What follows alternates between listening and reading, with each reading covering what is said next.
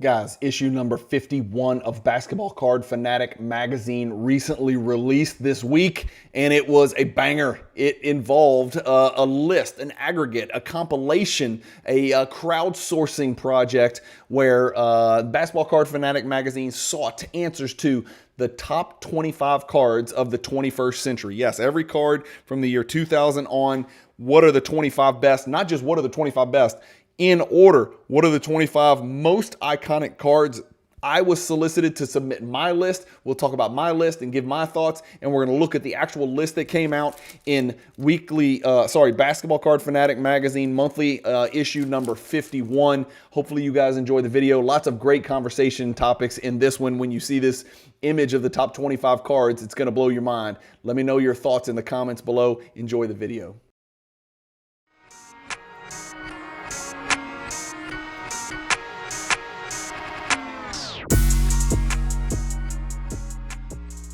Guys, I'm holding in my hands the 50th issue of Basketball Card Fanatics Magazine, and it's the most badass cover yet. It's a compilation. It's an aggregate of all of the prior issues. Issue number 50. You're behind. You don't have the first 50 issues. Guess what? You can go buy them. You can purchase a digital copy of every single issue that's ever been created at bcfmag.com. Use the promo code Cajun, and you'll save 10% on your order. Hey guys, Brian with Cajun Cardboard coming at you from the great state of Louisiana, and as promised, today's video we're going to look at the results of the voting in Basketball Card Fanatic Magazine's poll of 20 content creators that were out there. We're going to see how the votes shook out. We'll look at some pictures. We'll look at pictures of all of the 25 cards that got in. I want to hear your comments on the cards that didn't get in. I'll give you my thoughts on the 25 cards that did get in, and we'll sort of talk a little bit more about this project. And you know, it's not a perfect science like we talked about, but I've got some cool stuff to screen share. I put together this little image. Hopefully this is something that you guys can look at and dream about like I do. You're going to see a lot of cards that you're very, very familiar with on your screen right here. And let me see if I can blow this up a little bit. There you go. This is what the layout looks like in your Basketball Card Fanatic Magazine. It's in this issue right here. There's another phenomenal article in here where they are talking about the Wilt Chamberlain SGC 10 that was found and recently graded and discovered and then crossed over. And Adam does a really nice job interviewing the gentleman that bought that card for $1 bazillion. I think it was like 1.7 million with SGC, and I think he crossed it to PSA 10.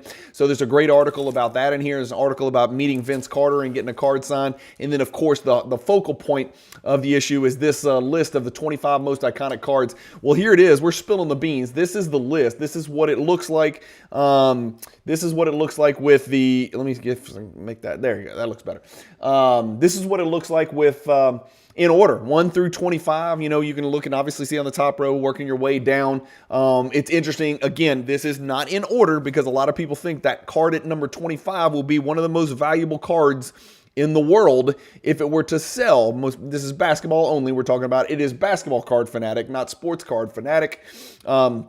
Now is a good time for me to explain what Basketball Card Fanatic Magazine is. It is a magazine that is an affiliate partner with the Cajun Cardboard channel. Adam is a good friend of mine and always been a source of great information, education, and entertainment in the hobby. He is the editor and mastermind behind Basketball Card Fanatic Magazine. If you want to know more about Basketball Card Fanatic Magazine itself, it's real simple. Go to bcfmag.com. You can order your subscription, but don't stop there. Don't stop there. I sound like a used car salesman. As an affiliate partner, you guys get a 10% discount if you order a subscription. You can order a 12-month subscription, a 6-month subscription, a monthly subscription. You can even order all of the past print issues. If you've paid attention to the channel and seen the introductions, I think there are now 51 issues. Yeah, this is issue number 51 with Wilt on the cover of it. You can go back and buy all 51 issues digitally. If you want to, you can order digitally or you can order print. I'm old, I'm stubborn, I'm get off my lawn guy. So of course, I also like mail days, so I order them in print. I think it's really cool. If you order a print subscription, you also get a digital subscription. So just make sure you understand that, and you can go save it in your folders on your computer and do what young, intelligent people do and read things digitally. I just get sick of reading screens all day, so I like the print issue. I read it today during a continuing legal education seminar, which was on a topic that had nothing to do with the law that I practice. So, again, I highly recommend it if you're interested in 90s basketball cards, or if you're just now getting into 90s basketball cards or basketball cards in general. Remember, this issue was about cards that were not from the 90s. These cards were all in the 2000s.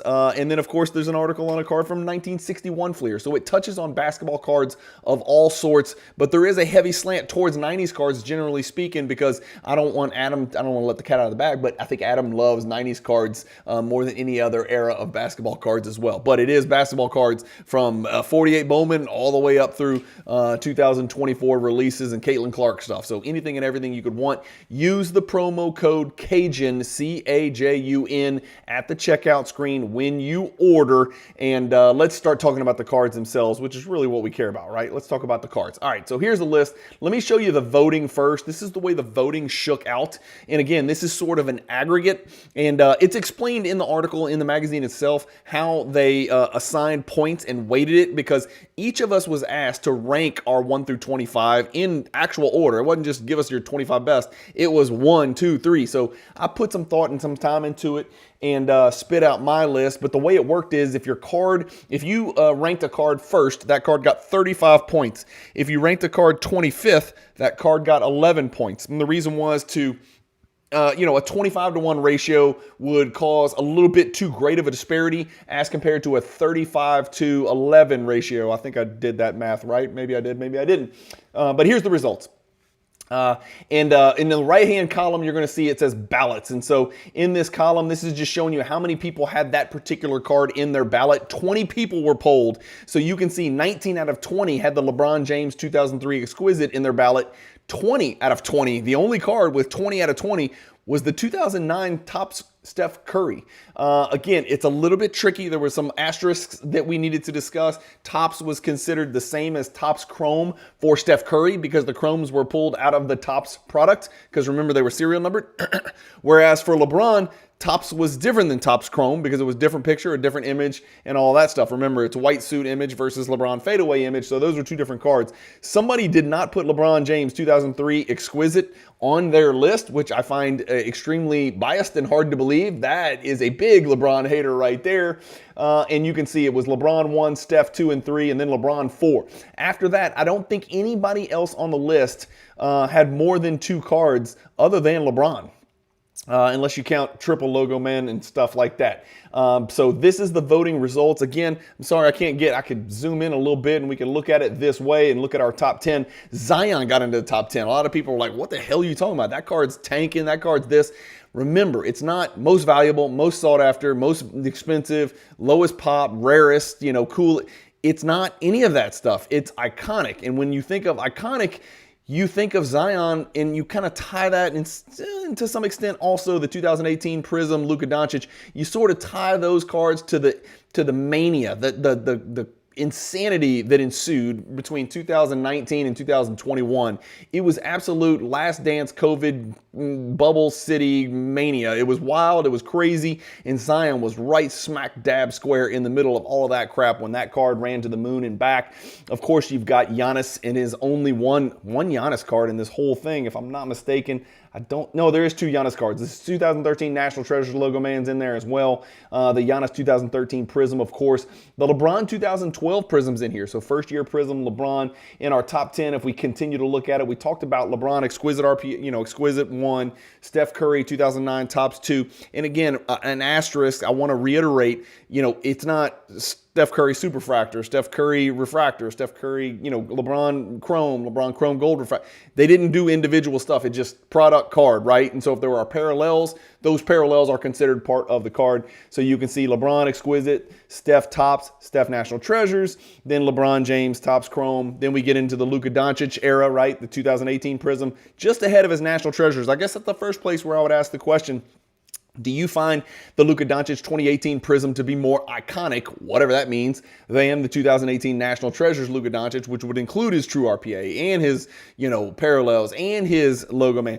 I probably do. I probably consider 2018 Prism only because it was more attainable. It felt more real and more tangible, and I was chasing it. We were ripping wax back then because you could actually buy it. And so I bought the hell out of 2018 Prism. I bought 3 cases of 2018 Prism, looking for Luka Doncic, looking for Shai Gilgeous-Alexander, looking for Gulp Michael Porter, and Gulp Anthony Simons, amongst other players. And so I remember those days. And for me, Prism trumped National Treasures just because of the affordability factor and because of how many times that card transacted and how many different people have stories about that card. Not very many people have stories about the National Treasure stuff. The Kobe Bryant 2008 Topps, of course, if you guys are not familiar, that's going to be this card right here. That's going to be the Kobe Bryant being guarded by LeBron James card that you see right here, that finished number 7. That card obviously is iconic for lots of different reasons. Number 8, you'll have the LeBron silver, and again, that's going to include his gold, his green, the base, the silver. Those are the only parallels that there were, right? And then there's your Giannis 2013. There's the aforementioned Zion Williamson Prism card right there. The LeBron Ultimate Collection Auto is at number 11. And then we start to get just a little bit of crazy stuff that may or may not have been on a very many lists. Like if we go back and look at the list, this is a triple logo man, and I'm sorry the image is not great here, but I think that's, let me go back here to our list. That triple logo man is MJ, Kobe, and LeBron. So that was on less than half the lists, but the list that it was on, it was, you know, ranked very, very high because that is a highly, highly iconic, highly sought after card because you're tying together generations of GOATs, right? You're tying together the Jordan to the Kobe to the LeBron. You're spanning 40 years of greatness right there. And I know Steph Curry fans are going to be clamoring, but don't worry, you got your number 2 and number 3 overall. So Steph Curry got treated very well in this ranking. The Kevin Durant makes the first appearance at card number 13 right here with the Kevin Durant exquisite rookie. And then the micro LeBron or the Kobe tribute dunk LeBron. This is a card, this next one, the chalk toss right here. I really thought that card should have been in the top 10. I would have had that card probably at or near 5, 6, 7, 8. And the reason is best, second greatest player of all time, in my personal opinion. Chalk toss is his signature move. He does it before every single game. When we go back and people are gonna reminisce about LeBron and his basketball endeavors one day. Right now, everybody's down on him and he sucks and he quits and he doesn't play defense and he's old and all this crap. One day, we're going to remember him very, very, very fondly for what he did on the court, and people are going to start watching YouTube highlights of him in his Miami days and his early Cleveland days where he would do crazy things nobody's ever seen. The chalk toss is how he started every single game, and that's going to be, in my opinion, the image that we remember, more so even than this Kobe tribute dunk. And so for that reason, I thought that should go a little bit higher in there. The Jordan Limited logos, I also had in my top 10. This is way too low for this card. I thought 2003 first year exquisite limited logos Jordan should have been much higher.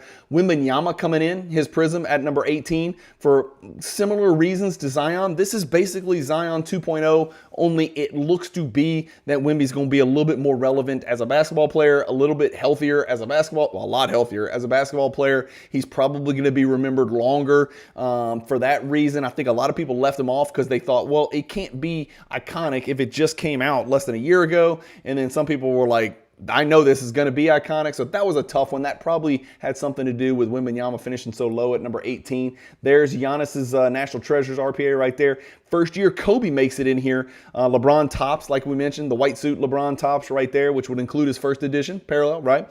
And then you've got your Jokic rookie card, Prism rookie card right there. It's the only Jokic, I think, that was in here. Yeah, only one for who soon to be likely four-time MVP and best player in the world, 5 years running. And then the thing ends with 3 logo men, a dual, a triple, and then maybe the greatest Michael Jordan card ever made right here at number 25, which is the 2003 Ultimate Logo Man Michael Jordan card. That was only on 6 lists. It was on mine, I can assure you of that. But that's the results right there. That's what the picture looks like. Let me zoom out a little bit. If you guys want to learn more and read about it, Adam does a great job of sort of talking through the numbers behind the voting and who voted. He gives a list of everybody that pitched in. Of course, my name's in there along with some other great collectors that are out there.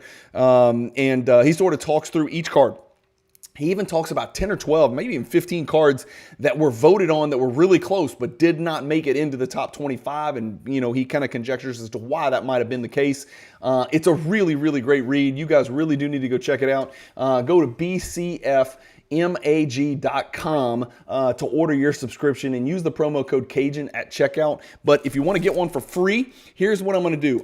I've got two. Adam sends me 3 every month, 2 to give away and 1 to keep and read myself. And I've got my own little collection in here. It's always a great mail day. They come in great condition. The mail carrier delivers them nice and pristine like this.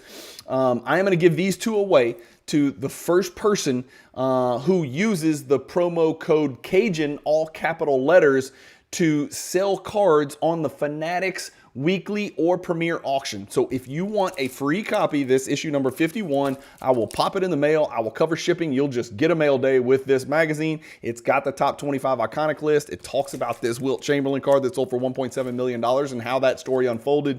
If you want one of those free ones, you've got to message me a picture on Instagram, a screenshot of you using the promo code Cajun when you submit your cards to Fanatics Collect weekly auction or premier auction, or even to Vault it. Just send me a screenshot of the cards on the checkout screen where you plug in the promo code Cajun and you get the little green check mark saying you're going to use it, and I'm going to send out a free copy of Basketball Card Fanatic Magazine issue number 51. Again, I only have 2 of them, so it's going to go to the first 2 people, so you're just going to have to trust me on that one.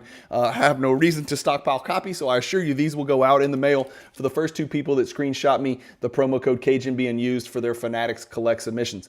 That's it, guys. I do think these things are really fun to read every single month. I get it, and it's kind of broad. Like, this is talking about a card from 61. It's talking about cards from the 2000s, and then if you kind of read further in there, they're talking about another card. They're talking about another card from 1948 Bowman, for goodness sakes. And then there's one last article about a gentleman who got to meet Vince Carter in person, and he got Vince Carter to sign in person his most valuable Vince Carter card in his collection. And he was a Vince Carter PC guy. So it really does span all sorts of different eras almost every single month. There's also a lot of really helpful, valuable information about pricing and data and cards going up, cards going down. If you guys remember the old Beckett magazines where there was the hot and not, or maybe it was a hot and cold list. I think it was a hot and cold list.